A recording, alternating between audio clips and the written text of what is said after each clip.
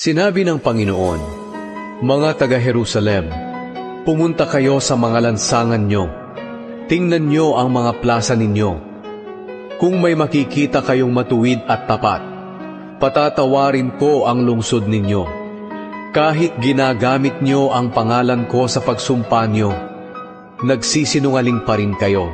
Sinabi sa kanila ng Panginoon, "Bakit ko kayo patatawarin? Pati ang mga anak ninyo ay itinakwil ako at sumumpa sa pangalan ng hindi tunay na Diyos.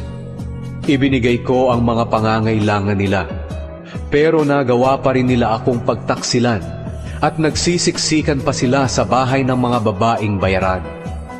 Para silang mga lalaking kabayo na alagang-alaga. Ang bawat isa sa kanila ay may matinding pagnanasa sa asawa ng iba. Hindi ba nararapat lang na parusahan ko sila dahil dito? Hindi ba nararapat lang na paghigantihan ko ang mga bansang ganito? Ako ang Panginoon ang nagsasabi nito. Kayong mga kaaway ng mga taga-Israel, sirain niyo ang mga ubasan nila, pero huwag ninyong sirain ng lubusan. Tabasin niyo ang mga sanga, dahil ang mga taong ito ay hindi na sa Panginoon.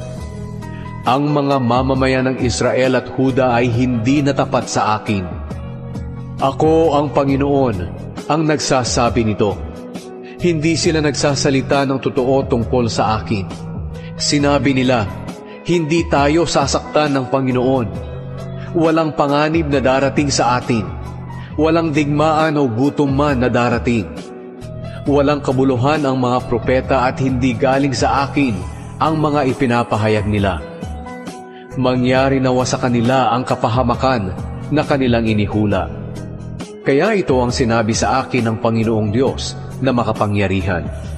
Dahil ganyan ang sinabi ng mga taong iyon, bibigyan kita ng mensahe na katulad ng apoy na susunog sa kanila at magiging parang kahoy sila na masusunog. Sinabi ng Panginoon, "Mga mamamayan ng Israel, magpapadala ako ng mga tao mula sa malayong bansa para salakayin kayo. Ito'y isang sinaunang bansa na ang wika ay hindi ninyo nauunawaan. Matatapang ang sundalo nila at nakakamatay ang mga gamit nilang pandigma. Uubusin nila ang inyong mga ani, pagkain, hayop, ubas at mga igos ninyo. Papatayin nila ang mga hayop at anak ninyo. Wawasakin nila ang mga napapadirang lungsod nyo na siyang inaasahan ninyo. Pero sa mga araw na iyon, hindi ko kayo lubusang lilipulin. At kung may magtatanong, bakit ginawa ng Panginoon na ating Diyos ang lahat ng ito sa atin? Sabihin mo sa kanila, dahil itinakwil ninyo ang Panginoon at naglingkod kayo sa ibang mga Diyos sa sarili ninyong lupain.